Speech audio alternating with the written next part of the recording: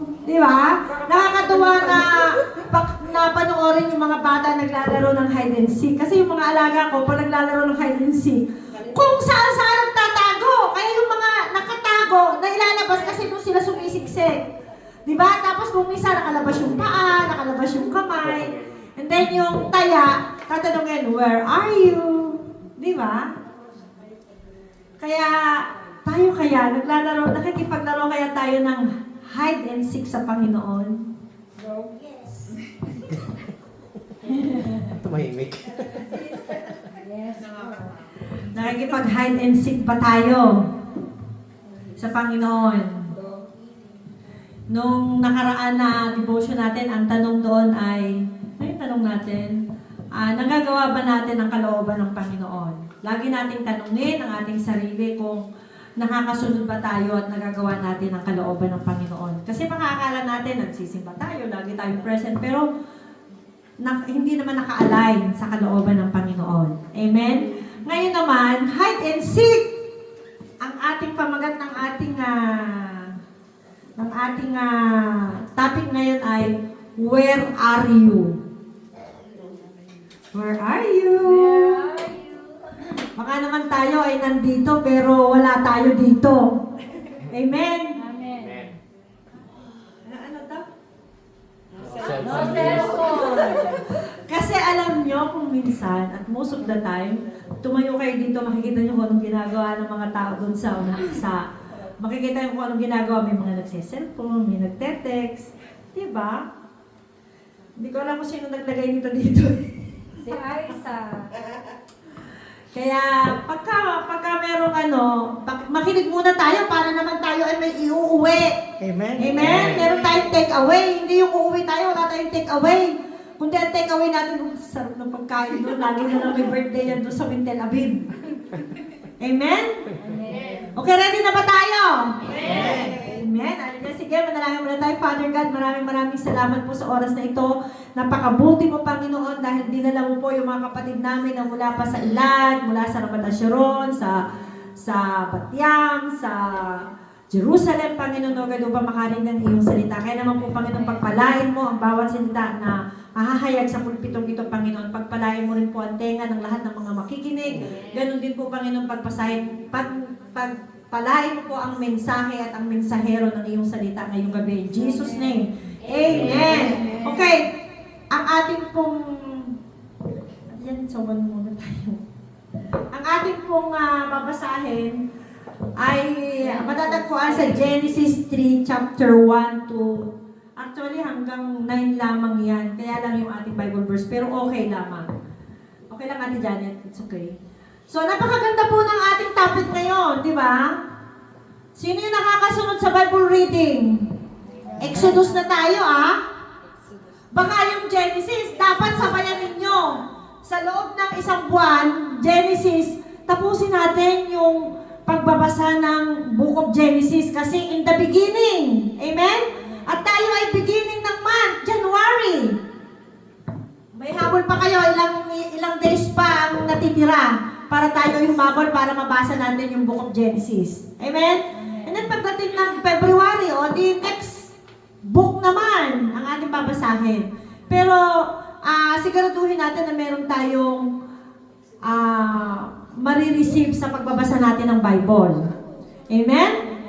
At dahil nga meron tayong Bible reading, kaya na-bless po ako dito sa chapter 3. Sabi dito, nagkasala ang tao. Sa chapter 1 at saka sa chapter 2 ay yun po yung creation ng Lord. Amen? At doon din kinreate ang tao. Di ba? Sa Genesis 1, verse 26, likhain natin ang tao ayon sa ating wangi, sabi ng Panginoon. Kaya tayo, kawagos tayo ng Panginoon. Kamukha ba natin ang Lord? Amen. Amen. Parang may question mark. May question mark. Where are you? Kawagis ng Diyos ay sabi, Amen. Parang yung sagot namin, yun ay doubt, di ba? Patanong. Oo, patanong parang hindi sila kumbinsido. Kaya pagkakarap tayo sa salamin, tingnan natin yung sarili natin. Lord, sabi mo, kawagis mo ako. Kaya Lord, ang ganda-ganda ko ngayong araw Amen. na ito. Amen? Lord, masaya ako kasi masayahin kang Diyos. Amen. Lord, mapagpatawad ako kasi mapagpatawad kang Diyos. Amen. Lord, mapagmahal ako kasi mapagmahal kang Diyos. Amen. Baka pagharap mo doon sa salamin, ang pangit-pangit ko. Bakit ang tanda-tanda ko na? Ganun ba ang Lord? Hindi. Kasi lagi natin tatandaan, para po hindi tayo mawala sa focus, bumalik po lagi tayo dun sa Bible. Amen? Kaya kapag ka meron ka nararamdamang hindi maganda sa iyong sarili, harap ka sa salamin. Lord, sabi mo, kawangis mo ko. I am alive. Diba? I am strong. I am victorious. Hindi tayo mga victim. Mga victorious tayo, di ba? So, baka makatulong na kayo ang haba ng introduction ko. Sabi dito, ang ahas, ang pinakatuso sa lahat ng hayop na nilikha ng Panginoong Yahweh. Ate Janet. So sabi dito, isang araw, tinanong nito ang babae, totoo bang sinabi ng Diyos na huwag kayong kakain ng anumang bungang kahoy sa halamanan? Alam niyo, noong unang panahon, nung hindi pa po nagkakasala ang tao, ang ahas ay nakatayo. Nakatayo siya. Kaya siya ay nakakausap ng tao na parang face to face. Kasi gumapang lang naman siya sa lupa nung nasumpa na siya, di ba? Ang sabi doon, simula ngayon, ikaw ay gagapang na sa lupa. Kaya siguro nagtataka tayo, paano kaya nakausap na Eva yung ahas? Noon, ang ahas, hindi ka matatakot kasi nakatayo siya. Sabi niya, Parang mas nakakatakot. hindi kasi noon, wala pang tao, sila palang dalawa eh, di ba? Sila palang dalawa noong time na yun, kaya wala pang takot kasi ibinigay ng Panginoon ng authority kay Adan. Di ba ang sabi ng Panginoon? Adan, pangalanan mo lahat ng mga nilikha ko. Tingnan, sino yung mga dalaga dito? Amen. Amen. Alam nyo, si Adan hindi naghanap ng asawa. Anong ginagawa ni Adan nung time na nagkaroon siya ng asawa? Nananalangin ba siya? No, hindi siya natutulog. Nung si Adan ay binigyan ng Panginoon ng asawa, siya ay busy sa trabaho para sa Panginoon. Anong ginagawa ni Adan? Nagpapangalan siya ng mga nilikha ng Diyos. Di ba ang sabi doon sa chapter 1? Si Adan, sabi ng Panginoon, pangalanan mo itong mga nilikha ko. Kaya nung time na yun, habang pinapangalanan niya, busy-busy si Adan sa pagpapangalan ng mga creation ng Lord. Sabi ng Lord, kawawa naman si Adan. Mag-isa lamang, walang kasama sa buhay. At habang pinapangalanan ni Adan yung mga hayop, sabi niya, wala naman akong kawangis dito, wala naman akong kapareha dito na pwede kong maging asawa. Hindi siya nanalangin ng asawa. Hindi siya nag-fasting para magkaasawa. Alam ng Panginoon kung ano ang needs natin. Amen. Amen? Kung tayo man ay tumanda na walang asawa, hindi tayo pababayaan ng Panginoon. Amen?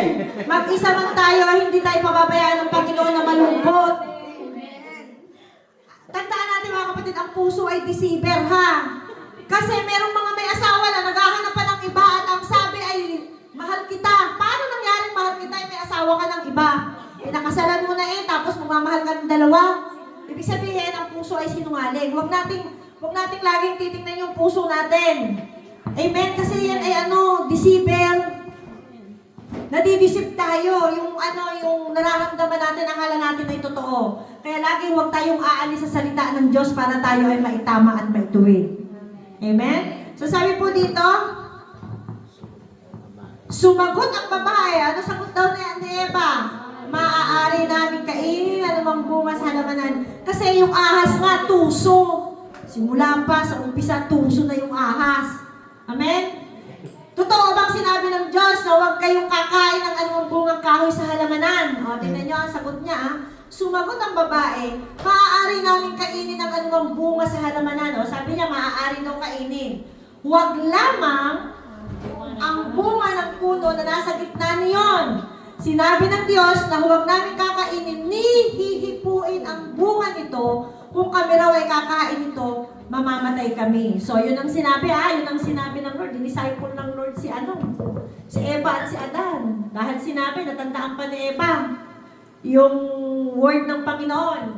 Atin nyo ha? Sabi ng ahas na sinungaling. Sinungaling sinabi ng ahas. Tingnan mo, ang ahas sinungaling, Serpent talaga.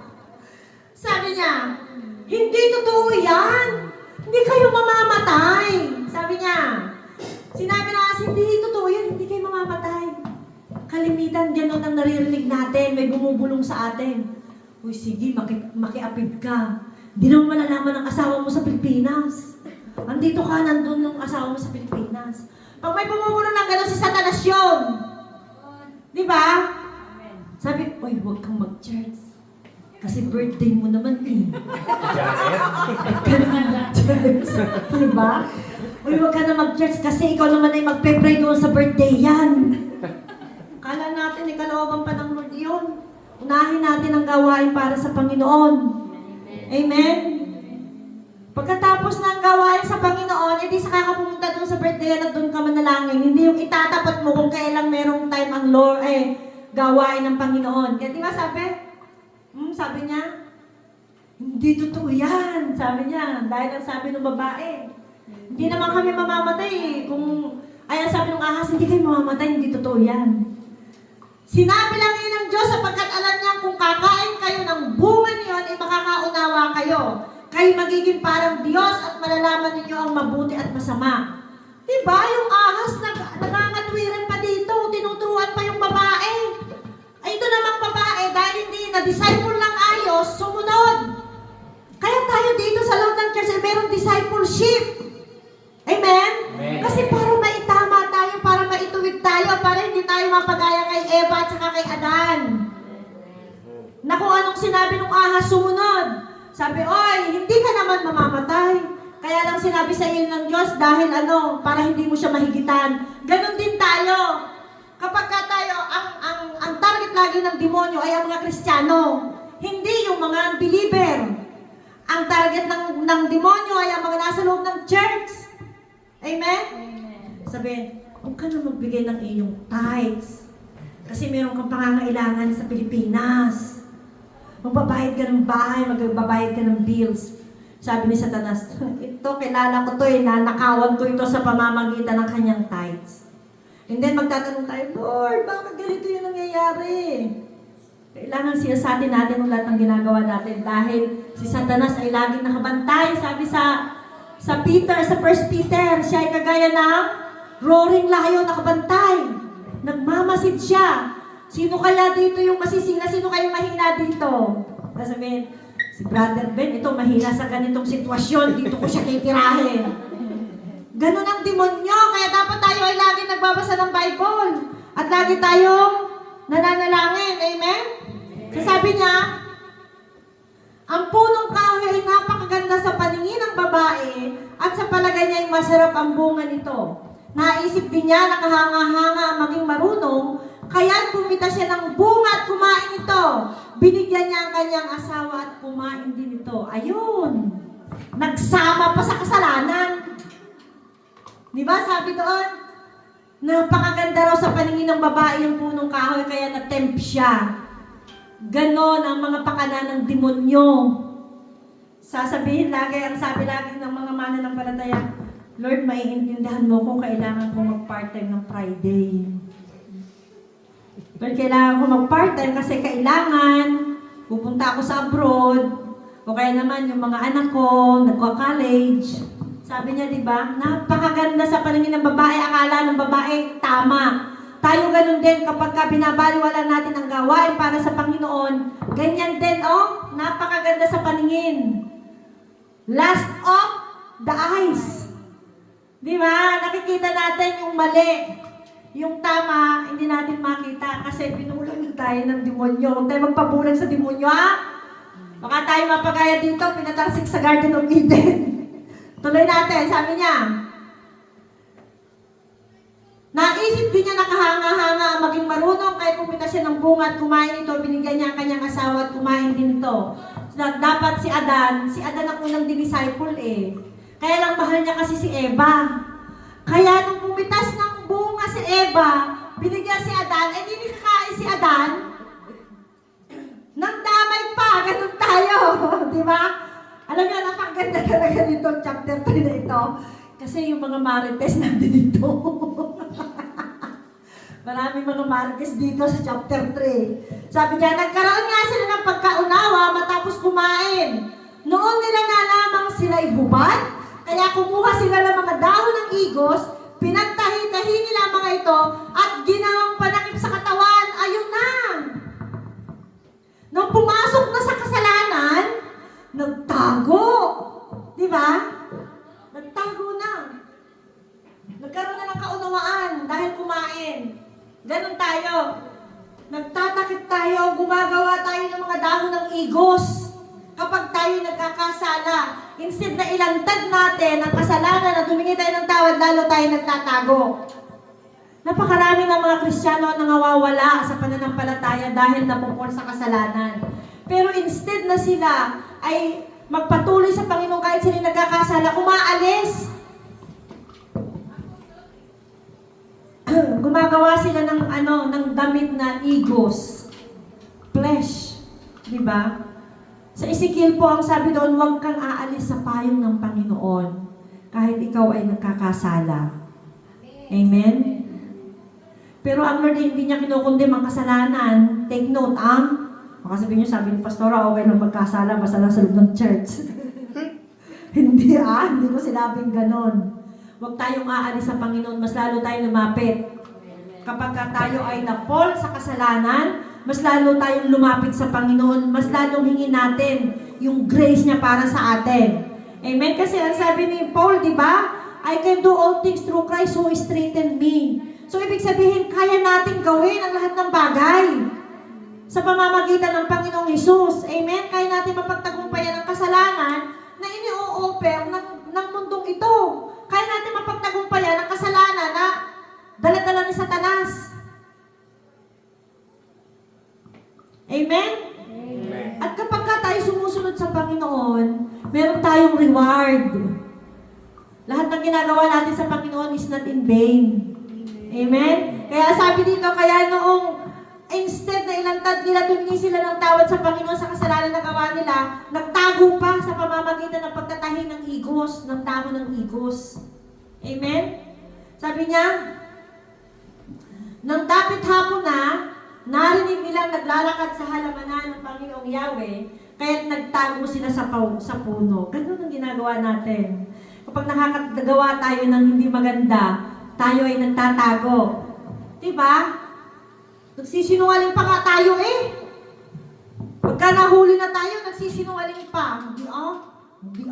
Hindi. Diba? Gaya lamang tayo nito, ni Eva at ni Adan. Ngunit, tinawag niya ang lalaki at tinanong, saan ka naroon? Di ba? Sabi ng Panginoon, where are you, Adan?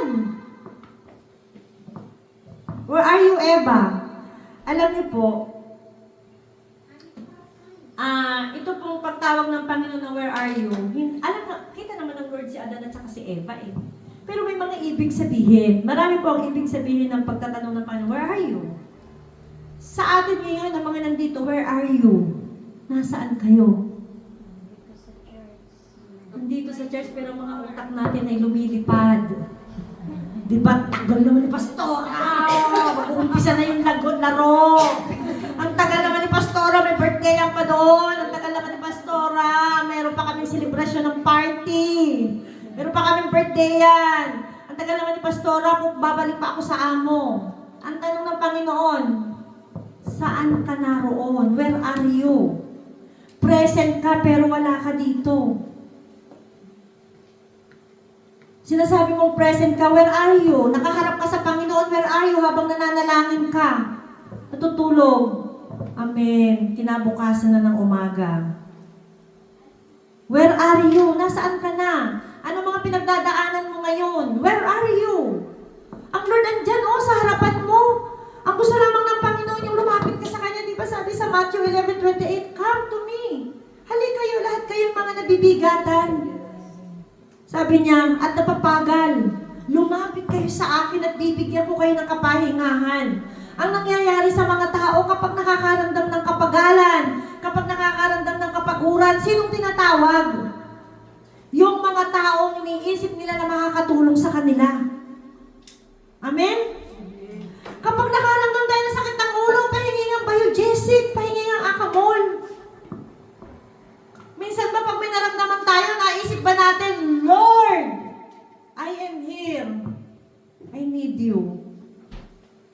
Kaya ang Lord lagi nagtatanong sa atin, where are you? Diba?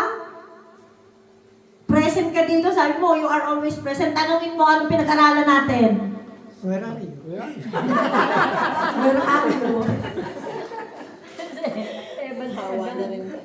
Baka akala natin ay tayo ay nasa presence pa ng Panginoon pero hindi natin nararamdaman wala na pala tayo sa presence ng Lord. Kaya ang tanong ng Lord, where are you?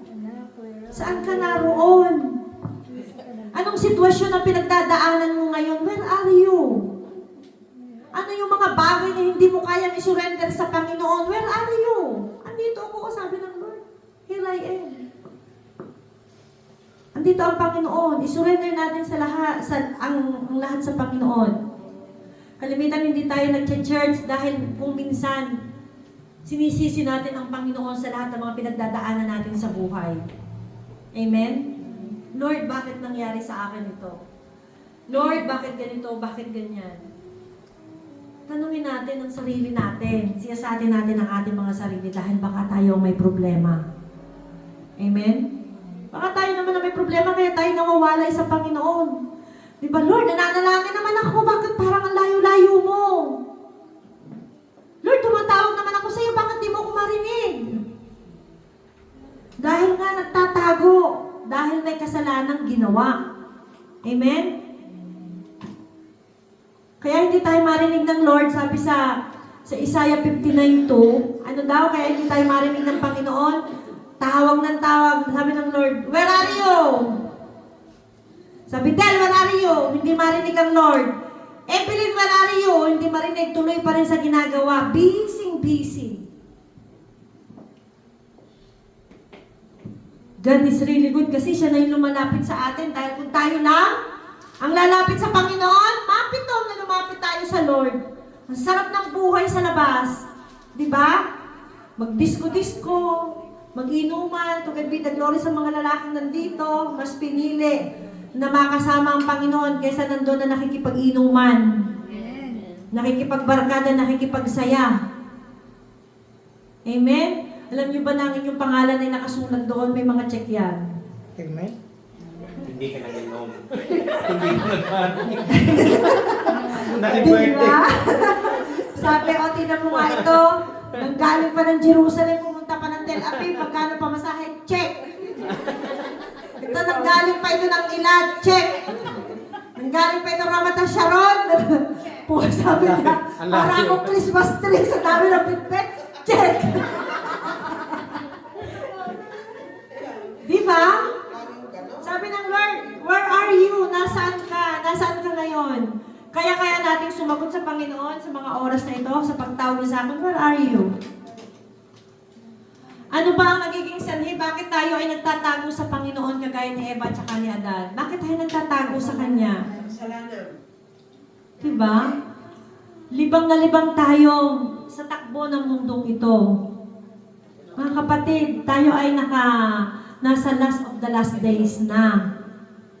Nakikita na natin yung mga sinyales na tayo ay nasa huling kapanahunan. Hahayaan ba natin na tayo ay ma-left behind? Pagputihin na natin ngayon. Ibigay na natin yung the best. Itodo na natin. Amen? Para kung tanungin tayo ng Lord, where are you? Here I am, Lord. I'm present. Amen. I am alive. Amen.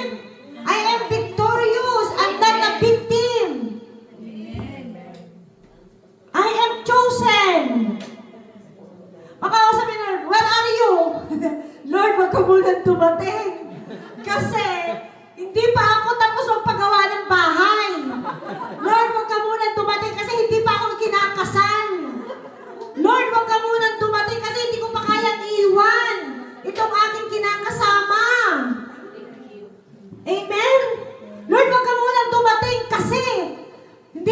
pwede yun.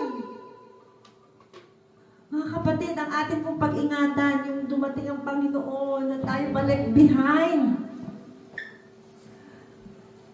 Nakita niyo kung alam niyo araw-araw, lagi kong naiisip kung gaano kalaki yung grace ng Panginoon sa atin. Amen.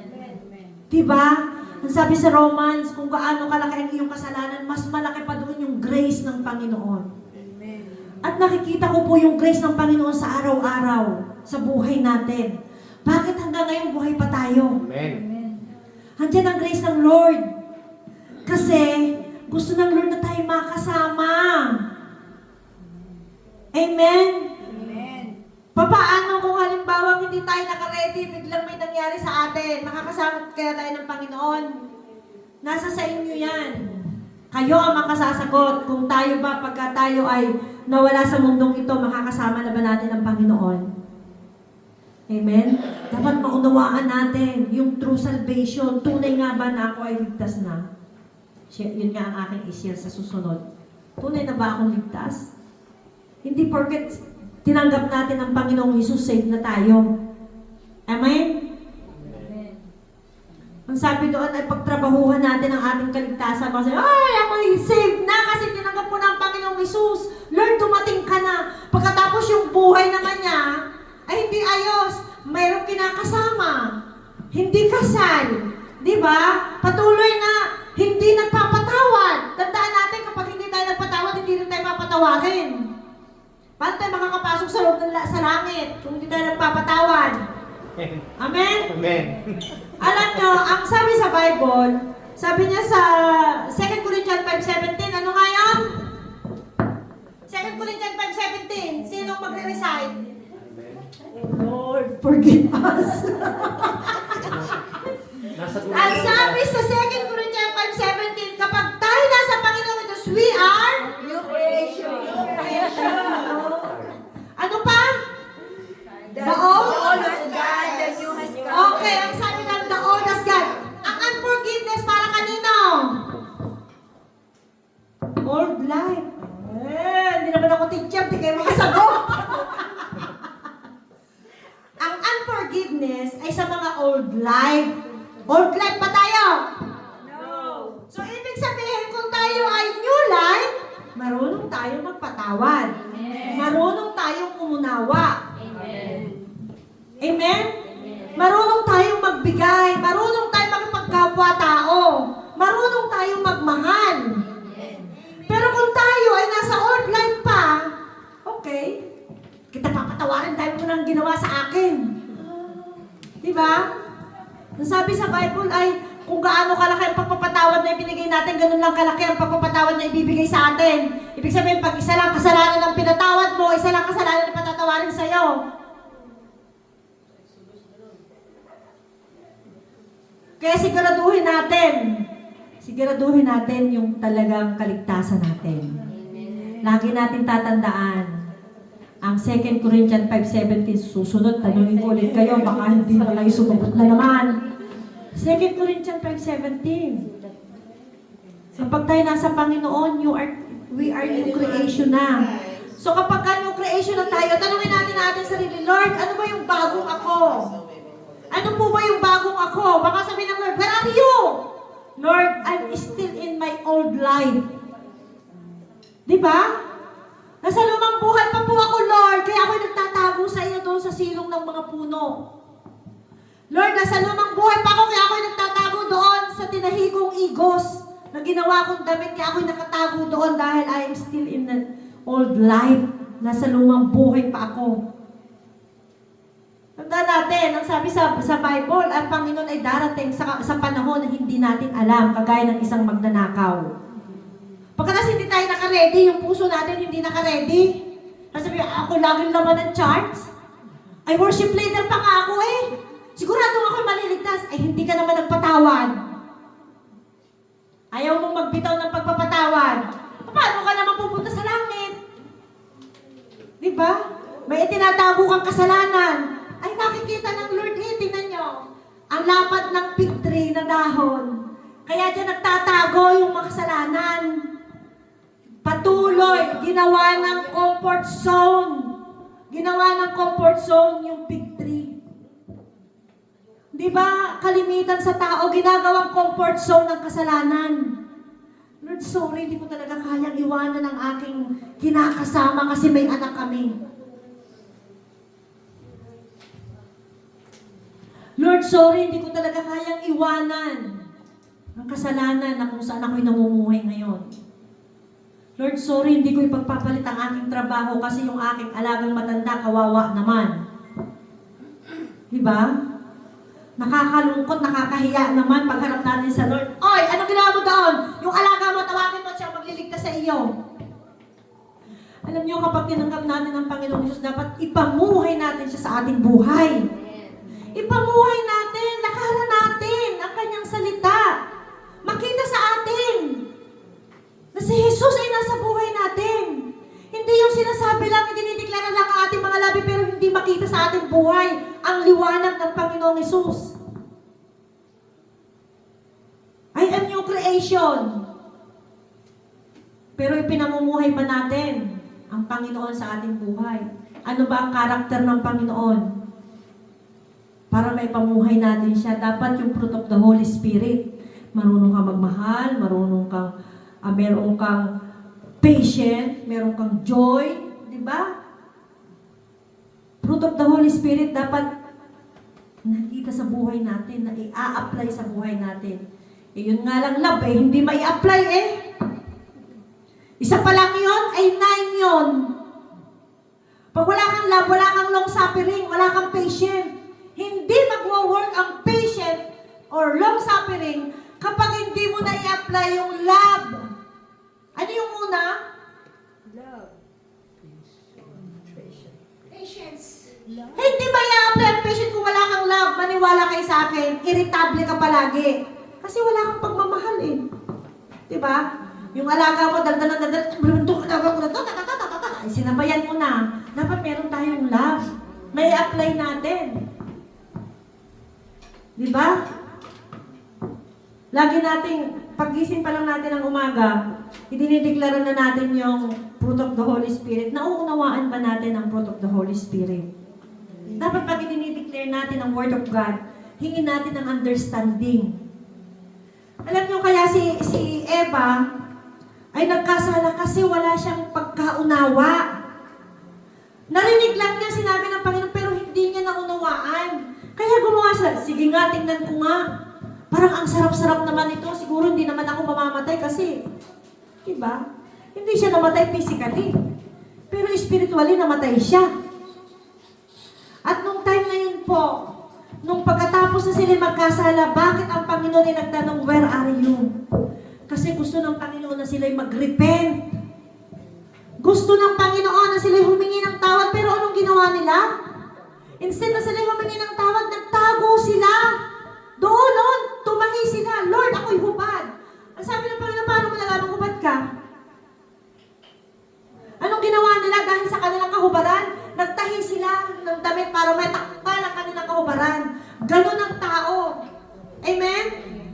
Para mapagtakpan yung kasalanan. Kung ano-anong mga tinatahi. Huling-huli na nga Diba? At diyan ano nga po. Tingnan nyo, lalabas na ang mga marites dito. Pakita sa atin dyan. So sabi niya, tinawag niya ang lalaki at tinanong saan ka naroon. So yun ang iiwanan natin mamaya, saan ka naroon? Where are you? Okay. Natakot po ako nang marinig kong kayo'y nasa halamanan. Nagtago po ako sapagkat ako'y hubad, sagot ng lalaki. So nung narinig ng Panginoon, ganyan ang tao kapag narinig ang salita ng Diyos, instead na mag-repent sila, bakit mo ako pinagtatamaan? Pati sa pagpipray mo, pinatatamaan mo ko. Instead na mag-repent, hindi. Nagmamalaki pa. Diba? Sabi niya, nagtanong ang Diyos, sino may sabi sa iyong hubad ka? Bakit kumain ka ba ng bungang ipinagbabawal ko? Anong sagot niya? Kasi, mga marites, nagtuturuan ng mga marites. Kasi, pinakain po ako ng babaeng ibinigay mo sa akin. Diba? Nagkasala tayo.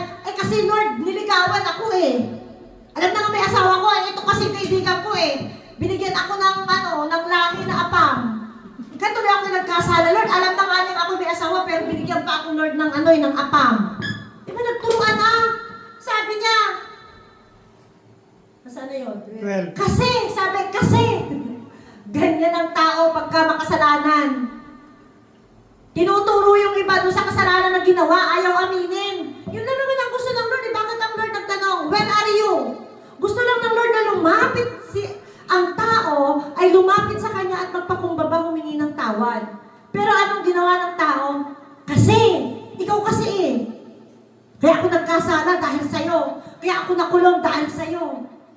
Di ba? Sabi niya, kasi pinakain mo ako ng babae yung binigay mo sa akin, tugon ng lalaki. Ate Janet, pakisuyo po. Sabi niya, bakit mo ginawa ang bagay na yon? Tanong ng Panginoong Yahweh sa babae. O, tamo Di ba yung mga marites ang tuturuan? Mga marites to eh. Sabi ni Adan, yung babae kasi na binigay mo sa akin. Pagdating sa babae, anong sabi? Yung ahas kasi. Di ba? Itinuro yung ahas, sabi niya. Bakit mo ginawa ang bagay na yon? Tanong ni Yahweh. Mangyari, nililang ako ng ahas. Sino kaya itinuro ng ahas? Si Yahweh. Kasi yung puno. Nagdiningning yung puno. Pagdating sa puno, sino kaya ang sinisi ng puno? Walang katapusan na paninisi. Abay, katawan mo yan eh. Bakit mo naman sisisi doon sa kapwa mo? Ganon ang nangyayari sa tao. Di ba?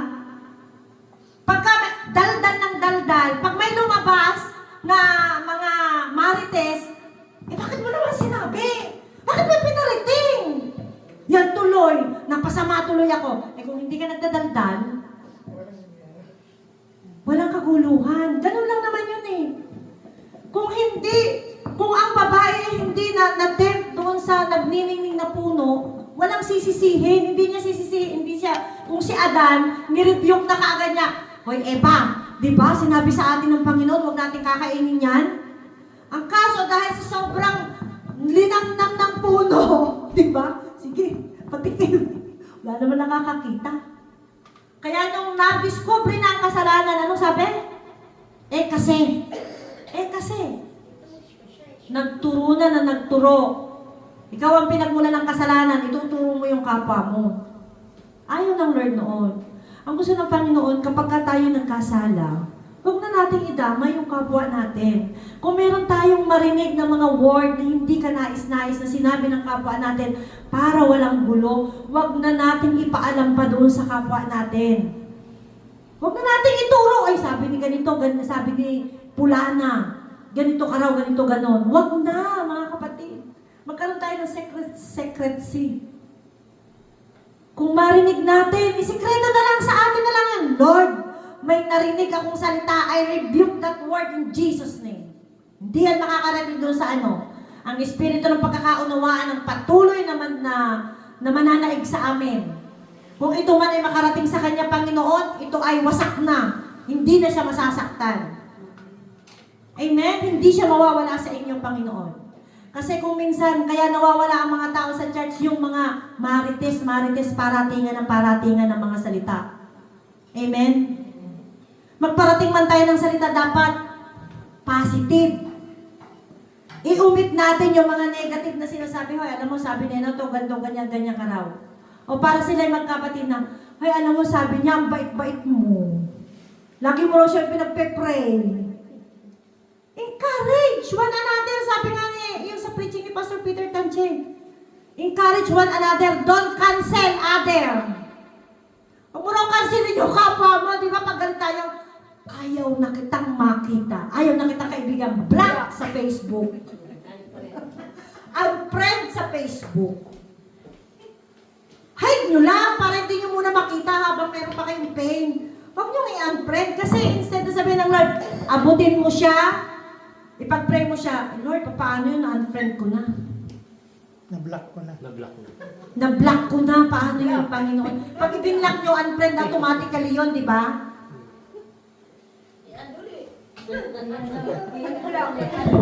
Okay lamang kung i-accept ka, kung galit na nga sa'yo. Kaya wag po tayong tumulad dito kay Eva, kay Adan na nagtuturuan. Amen? Amen. Huwag tayong tumulat sa kanila. Dapat magkaroon tayo ng lesson sa bawat pangyayari sa ating buhay. Diba? At ano po ang nangyari dito? Sabi niya, doon sa mga sumunod na verse, sabi po doon sa verse 14 ay, ikaw babae, dahil ikaw ay nagkasala, sabi niya, di ba? Sa iyong panganganak. Diyan, pakitaas mo na nga. Patapos na po tayo kasi si Delay pa uwi na. At sinabi ng Panginoong Yahweh sa Ahaz, sa iyong ginawa may parusang dapat, pinarusahan ng Lord yung tatlong karakter. Amen. Tandaan natin pagka tayo nagkakasala may kaparusahan. Sabi niya, ikaw lang sa lahat ng hayop ang magdaranas. Sa lahat ng hayop, yung ahas lang ang lumalakad sa pamamagitan ng kanyang tiyan. Grabe ang sumpa ng Panginoon sa kanya. Amen? Grabe ang sumpa. Di ba sabi, kakainin mo'y alabok. Mula ngayon, ikaw ay gagapang. At ang pagkain mo'y alabok lamang. Di ba? Kaya nga ako, ayoko nakakakita ng ahas eh. Sa totoo lang, ayoko makakakita ng ahas. Hindi mo naman makikita yung asin. Anong sabi? Ang babae naman. Dahil sa ginawa ng babae, anong sabi? Kayong babae aking pag-aaway, yung binhi niya lang kung paglalabanin. Ang binhi niya ang dudurog sa iyong ulo at sa kanyang sakong ikaw ang tutuklaw. Ito na, dito na nakapaloob ang Panginoong Hesus. 16, sabi niya, sa babae naman ito ang sinabi, yung mga babae, bakit tayo naghihirap sa ating pagbubuntis at panganganak? Kasi may sumpa. Sa babae naman ito ang sinabi, sa pagbubuntis mo'y hirap ay daranasin. At sa panganganak, sakit ay titiisin. Ang asawang lalaki iyong nanasain, kaya palagi na lamang nasa utak ng mga babae yung lalaki asawa, di ba? Pag nawala sa kanila, where are you? Yun, yung word na yun, where are you? Di ba? Sino nakaranas ng ganyan? Ako, nung bago kasal kami ng asawa ko, sinusundan ko siya sa inuman, tapos ginaganyan ako. Inaano ko talaga sa dibdib. Nasaan ka na naman? Di ba? Ay, yung asawa ko, napakagaling. Alam niyo kung ano ginagawa ng asawa ko nung bago kasal kami? Nilalagyan niya ng unan doon sa tabi ko. Kunwari siya yun. Tapos, dumadaan sa bintana. Siyempre, di ba, pagka yung naano mo, hindi mo naman siya, dahil ako ayoko nung may nakayakap sa akin, may nakadikit sa akin. Siyempre, pag nadikit mo, nandito pa siya sa tabi mo, di ba? Una na pala yun. Pag-isip ng umaga, magugulat ako, may tao doon sa bintana. Doon, pabalik na siya. Hindi ko na napansin. Napansin mo pa rin, nagulat ka eh. Dumating sa bintana. Ninanasan ng babae ang lalaki palagi. Diba sabi, napakalager mo kasi may sumpa.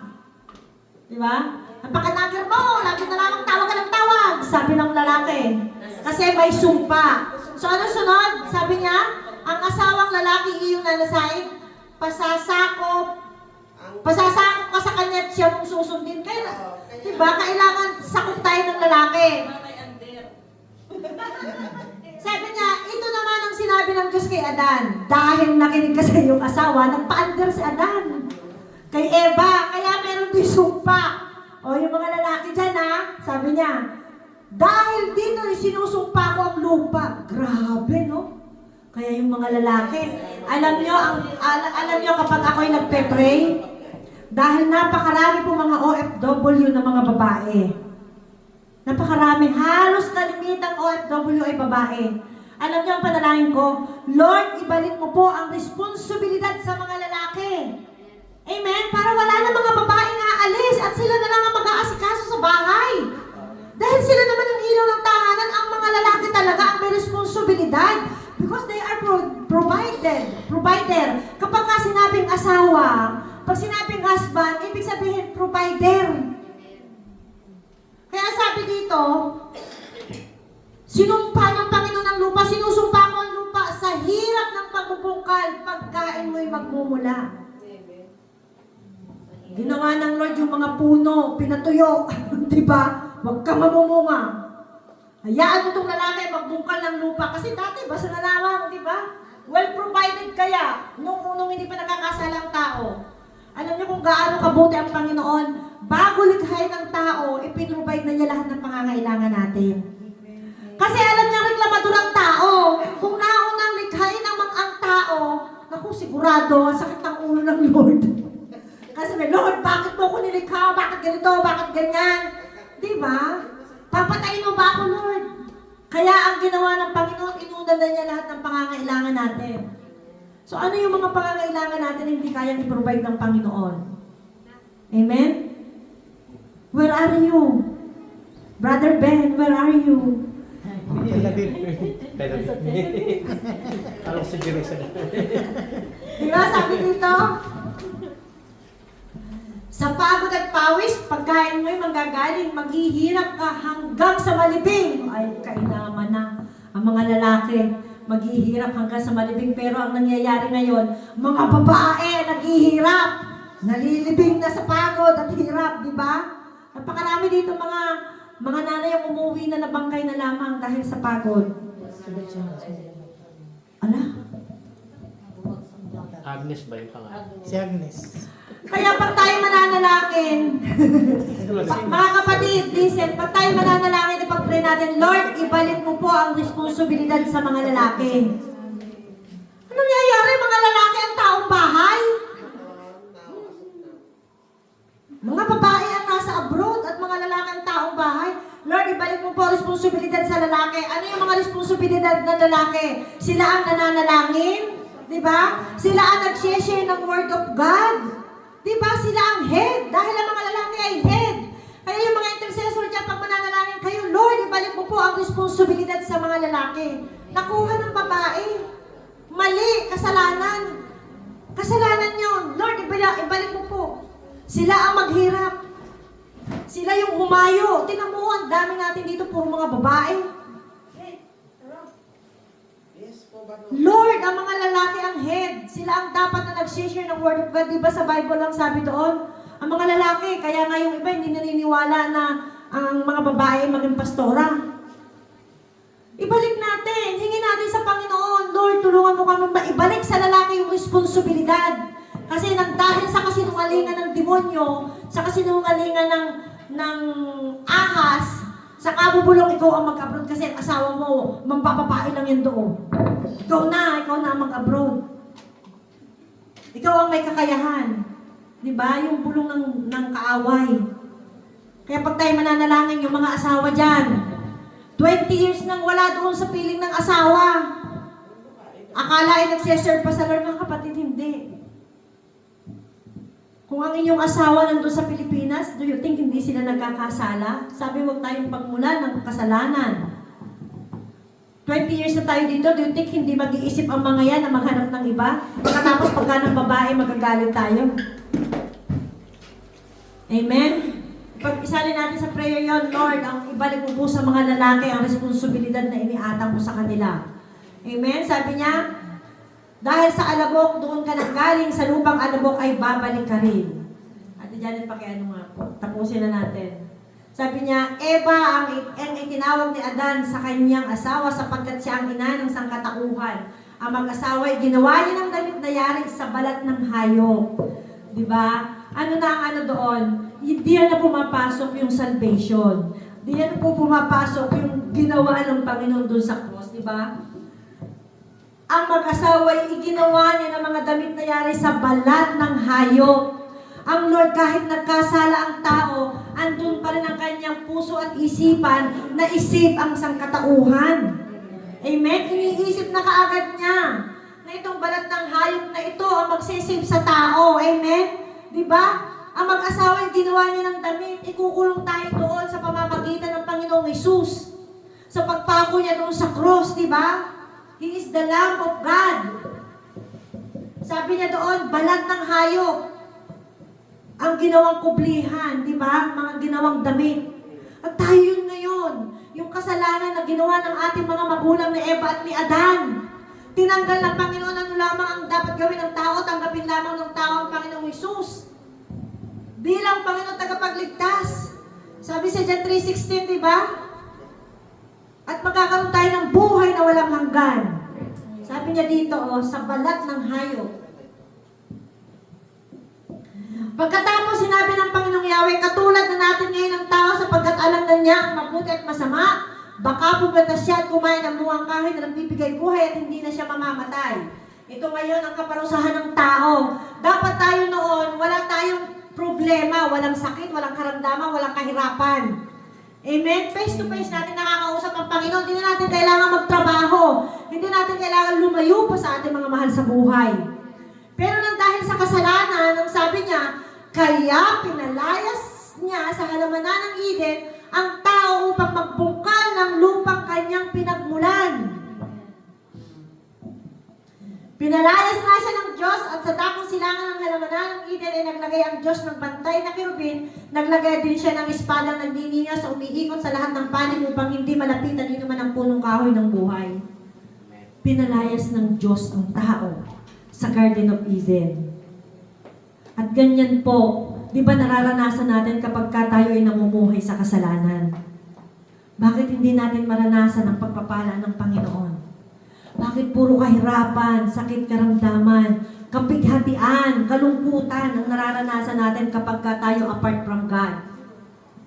Amen? Kasi pinalayas na tayo doon sa Garden of Eden.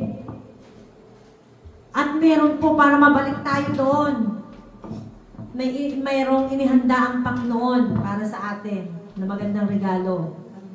At yun ay ang Panginoong Hesus. Tanggapin natin siya sa ating buhay. Ipamuhay natin ang Panginoong Hesus. At kapag tinanong tayo ng Panginoon, where are you? Anong sasagot natin? Here I am, Lord. Diba? Sabi sa Isaiah. Ang tanong ng Panginoon, where are you? Ay sasagot natin, here I am, Lord. Nagagawa ba natin ang kalooban ng Panginoon sa ating buhay? Makakasagot tayo, here I am, Lord. Tandaan po natin ang sabi sa Bible, kapag hindi natin ginagawa ang kalooban ng Diyos, tayo ay nagkakasala. Amen? Amen. Kaya na ba natin sumagot sa Panginoon pag tinanong tayo? Amen. Where are you? Here I am. Lord. Here we are, Lord. Amen? Napakabuti po ng Panginoon dahil binibigyan niya pa tayo ng chance. Paano kung dumating yung time na wala na tayong chance? Kaya lagi po nating tingnan yung kung gaano kalaki yung grace ng Panginoon. Huwag nating hayaan na dumating ang araw na tayo ma-left behind. My goodness mga kapatid, pag tayo na left behind, kawaawa ang mararanasan natin. Yung sinasabi doon na patay ka na, hindi ka papatay. Amen, gusto mo nang magpakamatay pero patay ka na. Kaya habang tayo ay nandito pa, binibigyan tayo ng Panginoon ng chance, magbalik loob na tayo sa Panginoon. Lagi nating ipasayasat sa Panginoon ang ating mga buhay, ang ating mga puso, ang lahat ng ginagawa natin. Amen? Amen? Meron po tayo natutunan ngayong gabi? Amen. Sure kayo? Yes. Natutunan talaga Here kayo? I am. Here I am. Here I am. Lord. Father God, maraming salamat po sa gabing ito. Salamat, O Diyos, na tunay nga, Panginoon, na kami natagpuan mo, Panginoon. Dahil kung kami lamang, hindi ka namin hahanapin, Panginoon, O God.